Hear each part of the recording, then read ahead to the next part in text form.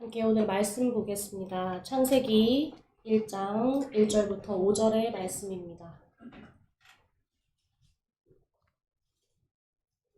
구약성경 1페이지에 창세기 1장 1절부터 5절의 말씀입니다. 제가 받들어 읽겠습니다. 태초에 하나님이 천지를 창조하시니라. 땅이 혼돈하고 공허하며 흑암이 깊음 위에 있고 하나님의 영은 수면 위에 운행하시니라. 하나님이 이르시되 빛이 있으라 하시니 빛이 있었고 빛이 하나님이 보시기에 좋았더라. 하나님이 빛과 어둠을 나누사 하나님이 빛을 낮이라 부르시고 어둠을 밤이라 부르시니라. 저녁이 되고 아침이 되니 이는 첫째 날이니라. 아멘. 할렐루야. 설교를 시작하기에 앞서서 성도 여러분들께 양해의 말씀을 드립니다. 제가 목 관리를 제대로 못해서 지금 감기에 걸려 있어서 들으시기에 조금 불편하시더라도 너그러운 마음으로 좀 양해를 부탁드리겠습니다. 2025년도 어느덧 10일 앞을 남겨두고 있습니다. 10일만을 남겨두고 있습니다. 한 해를 마무리하는 이 시점에 어떤 본문으로 설교를 하면 좋을지를 고민을 하다가 오늘 본문을 주목하게 되었습니다. 보통은 연초에 한 해를 시작할 때에 많이 채택하는 본문이기도 하고요. 매해 성경 통독을 위해서 올해는 꼭 성경을 일독하겠어 결심을 하면서 가장 먼저 펼쳐 읽게 되는 본문인지라 뭔가 연말에는 어울리지 않는다는 생각을 하실 수도 있으실 것 같습니다. 그럼에도 불구하고 오늘 창세기 본문, 그것도 하나님의 창조 역사가 담긴 창세기 1장을 살펴보고자 하는 이유는 창세기가 하나님의 주권을 뚜렷하게 기록하고 있는 책이기 때문입니다. 한 해를 마무리하며 올 한 해도 하나님께서 주권적으로 다스리시고 인도하셨음을 고백하는 이 시점에 오늘 본문을 통해 창조주 하나님의 크신 위로와 사랑을 깨닫는 귀한 시간이 되기를 주님의 이름으로 축복합니다. 네. 오늘 본문에서는 모든 것의 시작인 창조를 설명하면서 창조의 모든 순간에 드러나는 하나님의 주권에 대해서 이야기하고 있습니다. 하나님의 주권. 평소에 우리가 참 많이 들은 표현인데 과연 하나님의 주권이 무엇입니까? 라고 콕 집어서 누구 집사님 하나님의 주권에 대해서 설명해 보십시오. 누구 권사님 설명해 보십시오. 라고 하면 우리가 대답하기가 참 쉽지 않습니다. 하나님의 주권이란 하나님께서 천지의 창조주로서 이 세상 모든 만물에 대한 절대적인 권리와 권위, 능력을 가지고 계신다는 말입니다. 하나님의 허락 없이는 아무 일도 일어날 수 없고 하나님은 자신의 의지에 따라 모든 일을 행하십니다. 다르게 설명하면 우리 주변에서 일어나고 있는 모든 일들은 우연히 일어나지 않는다. 오직 하나님께서 실행하시고 허락하신 일이다라는 의미입니다. 창세기 안에서 하나님께서는 세상을 창조하시고 아브라함과 이삭, 야곱과 언약을 맺으시면서 그들의 후손인 이스라엘 백성들에게 젖과 꿀이 흐르는 약속의 땅 가나안까지 인도하시기 위해서 매 순간 모든 곳에서 자신의 권능과 주권을 드러내셨습니다. 사도 바울은 이러한 하나님의 주권을 로마서 11장 36절에서 이렇게 설명을 하고 있습니다. 로마서 11장 36절의 말씀입니다. 이는 만물이 주에게서 나오고 주로 말미암고 주에게로 돌아감이라. 그에게 영광이 세세에 있을지어다. 아멘. 오늘 우리는 창세기 1장 1절부터 5절 본문 안에 나타난 두 가지 단어를 통해서 창조에 나타난 하나님의 주권을 살펴보고자 합니다. 첫 번째로 창조하다라는 표현입니다. 우리 함께 창세기 1장 1절을 읽어보겠습니다. 함께 읽겠습니다. 태초에 하나님이 천지를 창조하시니라.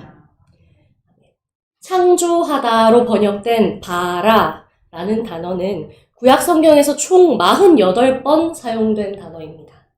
그런데 특별한 것은 이 창조하다, 바라라는 단어가 오직 하나님만을 주어로 가진다는 점입니다.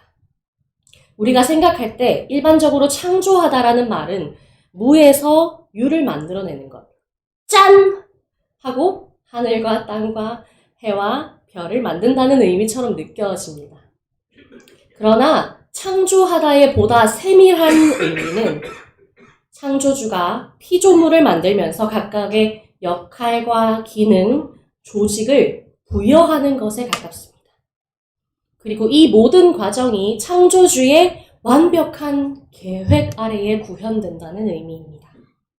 즉, 하나님께서는 즉흥적으로 생각나는 대로 이번에는 뭘 만들어 보지? 짠! 하고 세상을 창조하신 것이 아니라 온 세상 만물을 주권적으로 의도를 가지고 창조하셨으며 만물은 그분의 계획과 순서에 따라서 각각의 역할과 기능대로 질서 있게 만들어졌습니다. 또한 하나님께서는 말씀으로 세상을 창조하셨습니다. 3절에서 보면 하나님이 이르시되, 하나님께서 말씀하셨다는 것은 다시 말하면 하나님께서 계획하셨다는 뜻이기도 합니다. 말을 하기 위해서는 계획이 필요합니다.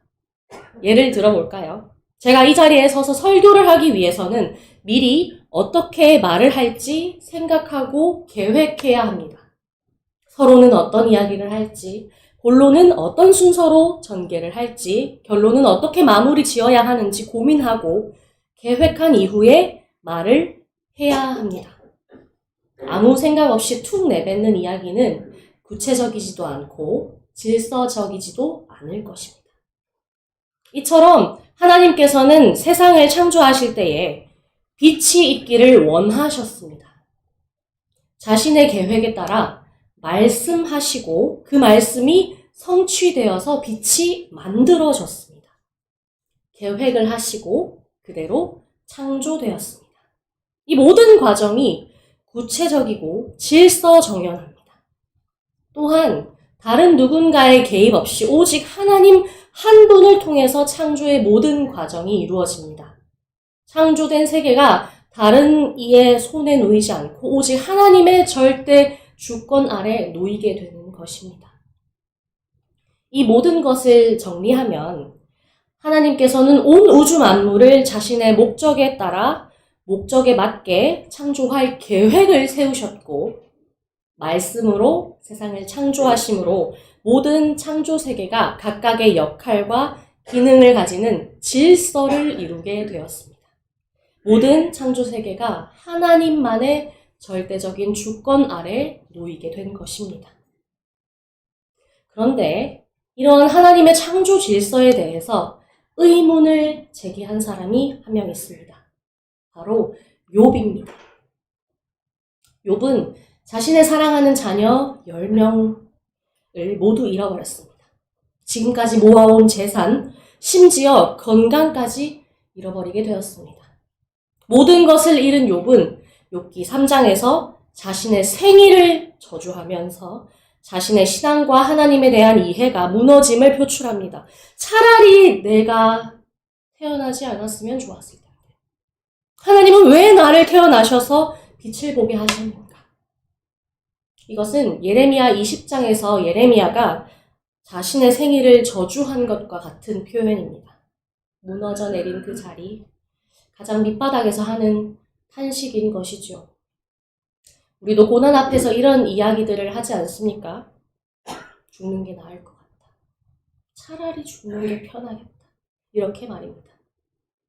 또한 욥은 자신이 느끼는 하나님과 이 세계의 창조의 하나님이 창조의 하나님이 아니라 역창조의 하나님, 혼돈한 세상을 만드시는 하나님처럼 느낀다고 이야기합니다. 욥기 9장 5절부터 8절까지의 말씀입니다. 욥기 9장 5절에서 7절까지의 말씀입니다. 그가 진노하심으로 산을 무너뜨리시며 옮기실지라도 산이 깨닫지 못하며 그가 땅을 그 자리에서 움직이시니 그 기둥들이 흔들리도다. 그가 해를 명령하여 뜨지 못하게 하시며 별들을 가두시도다. 하나님이 산을 지으시는 게 아니라 무너뜨리시는 것 같고 땅의 기둥이 흔들리고 해도 별도 뜨지 않는 것 같다. 욥은 지금 자신이 믿어왔던 창조 세계의 질서, 하나님의 공의 체계가 모두 무너진 것 같다. 하나님이 혼돈한 상황을 만드시는구나. 이렇게 느끼고 있습니다. 그래서 그는 하나님께 자신의 고통을 가지고 나와 질문합니다. 하나님 도대체 왜 이렇게 하세요? 왜 이런 상황을 저에게 주셨어요? 욥은 이해할 수 없는 상황과 환경을 가지고 하나님 앞에 나아갔습니다. 그리고 이런 욥 앞에 하나님께서 친히 나타나십니다. 욥기의 마지막인 38장을 보시면 하나님께서 욥 앞에 나타나셔서 자신이 만든 창조 세계의 운행과 질서를 설명해 주십니다. 내가 직접 땅에 기초를 놓았다. 바다도 구름도 새벽 별들도 심지어 너희 눈에 보기에 위험하고 무서운 자연현상과 맹수들까지도 내가 친히 만들었다. 모든 것 위에 계신 창조주 하나님께서 자신의 주권대로, 자신의 계획과 질서대로 만물을 다스리고 계시며 고난과 악의 세력 역시도 친히 다스리고 계심을 이야기해 주십니다. 하나님이 친히 찾아오셔서 욥에게 창조를 말해 주실 때 욥은 하나님의 통치의 지혜가 자신보다 훨씬 깊은 것임을 깨닫게 됩니다. 그리고 하나님의 공의가 주권적으로 온전히 실현될 것을 듣고 니함, 히브리어로 위로받았다는 표현을 사용합니다. 하나님께서 창조를 욥에게 이야기하시니까 하나님의 위로하심이 욥 가운데 있게 된 것입니다. 사랑하는 성도 여러분, 우리에게도 차라리 죽음을 선택하고 싶을 정도로 고통스러운 삶의 문제를 만날 때가 있습니다. 우리에게는 큰 상실을 겪어서 큰 슬픔에 빠진 분들도 있을 것이고요. 몸 이곳저곳이 너무 아파서 그냥 주님 빨리 천국에 데려가 주세요라고 기도하시는 분들도 계실 것입니다. 마음이 아파서 매일을 눈물로 태어난 날을 저주하는 분들도 계실 것이고, 참 우리의 삶이 변하지 않는 것 같고 하나님께서는 나의 아픔에 응답하지 않으시는 것처럼 느껴질지도 모릅니다. 그런 여러분에게 오늘 하나님께서는 친히 찾아오셔서 창조주인 나를 보아라 라고 말씀하고 계십니다. 너의 아픔, 고통, 눈물을 내가 알고 있다.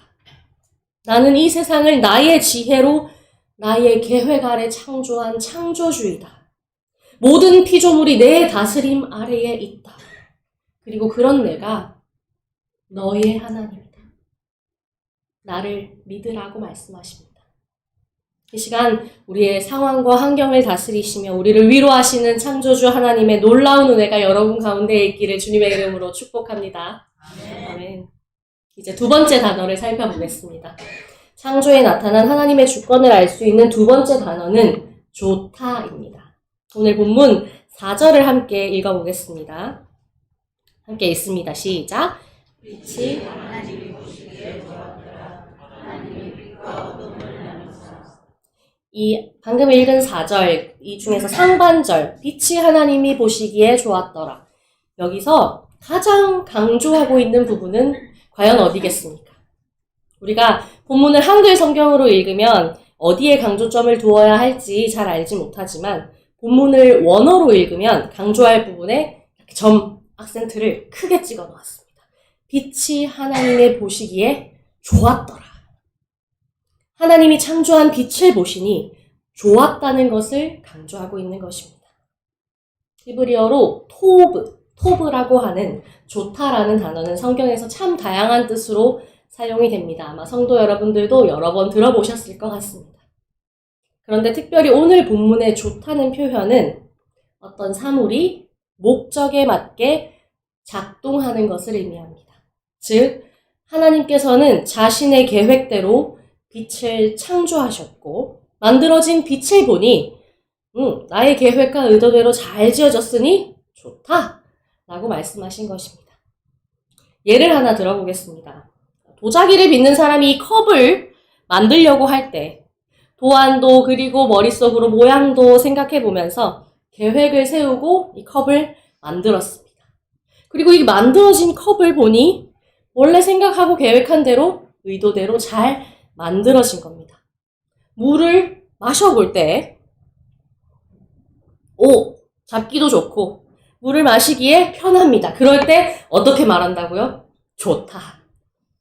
이 좋다라는 표현은 오늘 본문에서 빛을 창조하신 것부터 시작해서 창조의 과정을 마친 6째 날까지 반복되어서 사용이 됩니다. 이것은 단순히 만들어진 창조물이 보기에 좋고 아름다우니 좋다 라고 감탄하는 것이 아닙니다. 하나님께서 창조하신 모든 세계, 빛과 어둠, 하늘과 바다, 동물과 식물, 그리고 하나님의 형상대로 창조된 인간이 하나님이 처음 만드시고자 계획하신 대로 성취되었다. 목적대로 그것이 잘 지어졌다라는 뜻입니다. 그리고 이런 좋다라는 표현은 창세기 1장에서 등장하고 이후 창세기의 마지막에서 다시금 등장합니다. 요셉의 형들이 아버지 야곱의 죽음 이후에 요셉을 찾아와서 용서를 구합니다. 이를 두고 요셉이 형들에게 하는 말입니다. 창세기 50장 20절의 말씀입니다. 창세기 50장 20절의 말씀입니다. 당신들은 나를 해하려 하였으나 하나님은 그것을 선으로 바꾸사 오늘과 같이 많은 백성의 생명을 구원하게 하시려 하셨나니. 여기서 나오는 선이 바로 좋다와 같은 단어 토브입니다. 요셉이 말하고 있는 하나님은 어떤 분이십니까? 선을 이루시는 하나님, 즉 자신의 계획을 성취하시는 하나님이십니다.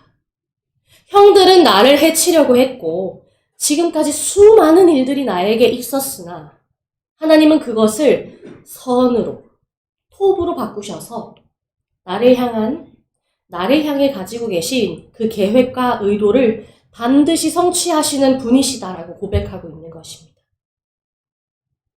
요셉의 인생이 어떠했습니까? 참으로 험난하고 다사다난했습니다. 형들의 미움과 증오를 받아서 애굽의 노예로 팔려간 곳에서 보디발의 아내에게 유혹을 받고 이로 인해서 오해를 받아서 감옥에도 들어가고 또 왕의 꿈을 해석하면서 애굽의 총리에까지 올라간 사람입니다.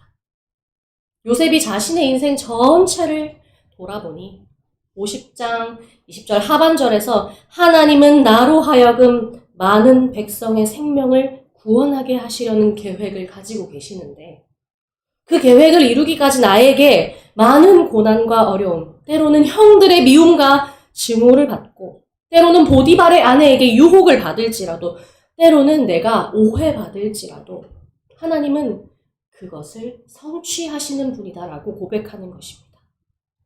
이것이 창세기 결론부의 내용입니다. 하나님께서는 창조도 계획한 대로 지으시고 섭리 역시 계획한 대로 이루시는 분입니다. 창세기는 톱으로 시작해서 톱으로 마칩니다. 그렇다면 이 창세기 이야기를 가장 먼저 들었던 사람들은 과연 누구였을까요? 그들은 바로 출애굽하여서 광야에 머물고 있는 이스라엘 백성들이었습니다. 한번 생각해 봅시다. 창세기 이야기를 듣고 있는 광야의 이스라엘 백성들이 그 가지고 있는 마음속 가장 깊은 정서가 무엇이었을까요? 그들이 어떤 마음으로 광야 생활을 했을 것 같습니까? 그들이 가진 가장 큰 감정은 아마도 불안이었을 것입니다. 하나님께서 젖과 꿀이 흐르는 땅을 주시기로 약속을 하긴 했는데 그 땅이 실제로 그들의 눈앞에 있지 않으니 아마 계속해서 의심이 들었을 것입니다. 춥고 배고픈 광야 생활 내내 자신들이 바르게 가고 있는지 언제쯤 도착할지도 모른 채 그저 구름 기둥과 불 기둥만을 따라 하늘만 쳐다보며 움직이고 있는 그 생활을 반복하는 것은 무척이나 괴로운 일이었을 것입니다. 주변 이방 나라들이 이리태처럼 그들을 삼키려 하고 있는 그 상황 역시도 그들을 무척이나 불안하게 만들었을 것입니다. 무엇 하나 제대로 보장된 것 없이 불안한 마음의 이스라엘 백성에게 하나님은 모세를 통하여서 창세기를 주셨습니다. 그리고 그 안에서 토브의 하나님, 계획한 것을 반드시 주권적으로 성취하시는 하나님을 발견하게 하셨습니다. 때로는 결과가 눈에 보이지 않고 유혹이 찾아오고 실패할지라도 나는 토브의 하나님이다.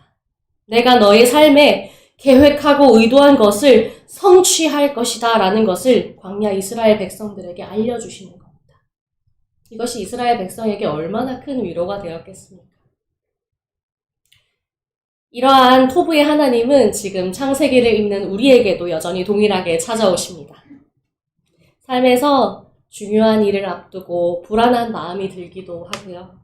실패와 좌절을 맛보면서 나아갈 힘을 잃어버리기도 하고, 반복된 삶에 지치고 피곤한 마음으로 살아가기도 하고, 또 불확실한 미래 때문에 걱정과 염려가 가득하기도 한 우리의 인생이지만, 하나님은 나를 향한, 그리고 우리를 향한 분명한 계획을 가지고 계시고 그 계획을 반드시 성취하시는 분이십니다. 교회 안에서도 마찬가지입니다.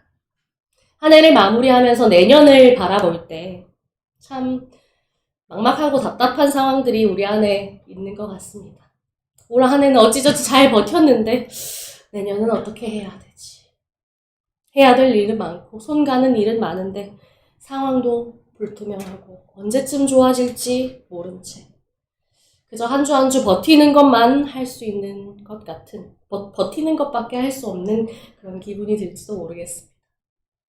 그리고 그런 우리 앞에 하나님께서는 이 창세기의 말씀을 통해서 동일하게 알려주고 계십니다. 나는 토브의 하나님이다. 내가 너희 앞에 계획하고 예비한 것들을 성취할 것이다. 그리고 무엇보다 창조주이신 성부 하나님의 가장 큰 계획과 성취는 바로 예수 그리스도입니다. 하나님께서는 죄로 가득하여서 하나님과 교제할 수 없었던 우리를 원래 지으신 그 목적대로 톱으로 회복시키기 위하여서 아들 예수를 보내주셨습니다. 우리는 예수 그리스도를 통해서 하나님이 우리를 얼마나 사랑하시는지를 알 수 있습니다. 하나님께서 예수 그리스도를 통하여 우리를 향한 자기의 사랑을 확증하셨기 때문에 우리는 그 아들을 주신 하나님께서 나를 버리지 않고 나를 향한 계획을 반드시 성취할 것을 확신할 수 있습니다. 예수 그리스도를 바라볼 때 우리를 향한 아버지 하나님의 놀라운 사랑과 위로를 경험하게 되는 것입니다. 사랑하는 성도 여러분, 우리는 광야 이스라엘 백성들처럼 불안한 마음으로 살아가기도 하고 욥과 같이 고난과 아픔에 눌려 괴로울 때도 있습니다. 그러할 때에 오늘 만난 창조주 하나님을 기억하시기를 바랍니다. 창조주 하나님께서는 온 세상을 자신의 계획과 뜻대로 창조하시고 그것을 다스리시고 보존하시는 주권자이십니다. 또한 우리 하나님은 내 삶의 여정을 이끄시고 나를 향한 계획을 반드시 성취하시는 약속의 하나님, 신실하신 하나님이십니다. 우리는 하나님의 그 약속을 예수 그리스도를 통해서 확신할 수 있습니다. 이번 한 주도 이 세상을 놀라운 계획 아래 창조하시고 다스리시는 주권자 하나님, 우리를 향한 계획을 반드시 성취하시는 신실하신 하나님, 우리의 고난과 아픔을 외면하지 않으시는 위로의 하나님을 붙들며 살아가는 저와 모든 성도님들이 되시기를 주님의 이름으로 축복합니다. 아멘. 우리 함께 찬양하겠습니다. 나의 안에 거하라 라는 찬양입니다. 하나님께서 우리에게 말씀하신다는 마음으로 우리 함께 고백하며 찬양하겠습니다.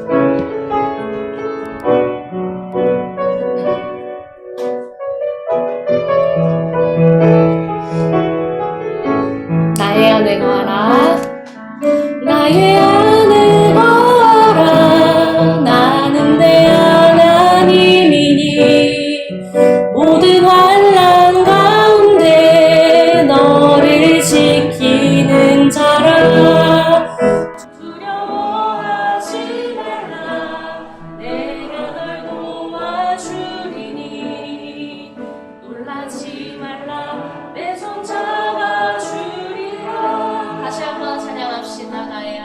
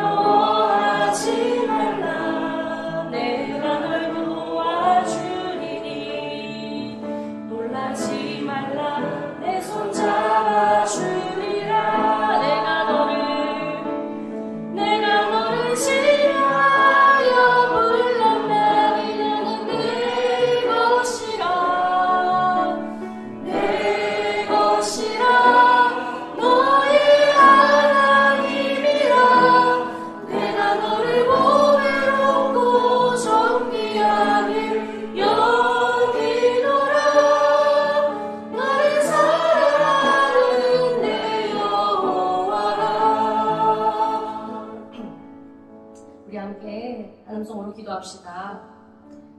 우리의 고난과 아픔, 어려운 상황들을 먼저 하나님 앞에 올려드립시다. 이해되지 않는 상황을 겪으시는 분들이 계시다면 우리 욥과 같이 부르짖읍시다. 하나님, 우리에게 왜 이런 상황을 허락하셨습니까? 제가 어찌해야 합니까? 그리고 창조주이신 하나님 앞에 우리 간구합시다. 하나님, 반드시 우리를 향한 계획을 성취하여 주십시오.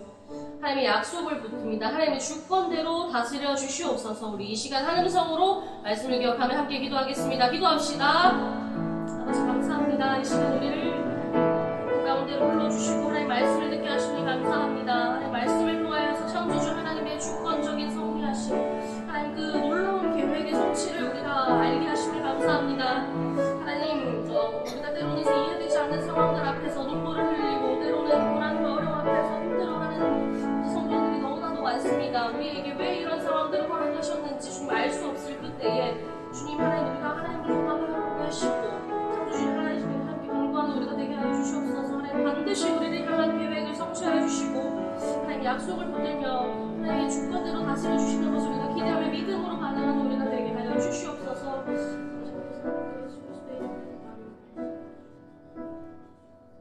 온 세상 만물을 창조하신 하나님, 이 땅을 지으시고 다스리시는 하나님 아버지께 모든 권세와 영광이 있음을 고백하며 찬양합니다. 그러나 때로 우리의 삶에 고난과 어려움이 찾아오기도 하고 이해되지 않는 일들과 앞이 보이지 않는 상황들을 마주합니다. 선하신 하나님, 우리를 향한 계획과 뜻이 무엇인지 우리는 다 알 수 없으나 우리를 가장 잘 아시는 창조주 하나님께서 우리를 향한 놀라우신 일들을 예비하고 계시고 그것들을 이루실 것을 믿음으로 바라봅니다. 성령 하나님께서 우리의 연약함을 돌보아 주시고 우리의 믿음을 굳건하게 세워주셔서 하나님의 약속이 성취되는 그날을 소망하며 살아가도록 도와주시옵소서. 이번 한 주도 말씀을 붙잡고 하나님과 동행하며 살아가기를 소원합니다. 살아계신 예수 그리스도의 이름으로 기도합니다. 아멘. 광고하겠습니다. 주 수요일 저녁 7시 30분에 수요 예배를 드린 이후에 성탄절 축하 행사가 있습니다. 저녁 6시부터는 장로님들이 준비하시는 김밥과 어묵 군고구마 마련됩니다. 성의껏 자원함으로 음식값을 내시도록 모금함도 준비되니 참고해 주시길 바랍니다. 이후 초청 성탄절 감사 예배는 25일 목요일 11시에 있습니다. 참고하시기를 바랍니다. 다른 광고는 주보를 참조해 주시고 예수님께서 가르쳐 주신 기도로 오늘 오후 예배를 마치겠습니다. 하늘에 계신 우리 아버지의 이름을 거룩하게 하시며 아버지의 나라가 오게 하시며 아버지의 뜻이 하늘에서와 같이 땅에서도 이루어지게 하소서. 오늘 우리에게 일용할 양식을 주시고 우리가 우리에게 잘못한 사람을 용서하여 준 것 같이 우리 죄를 용서하여 주시고 우리를 시험에 빠지지 않게 하시고 악에서 구하소서. 나라와 권능과 영광이 영원히 아버지의 것입니다. 아멘.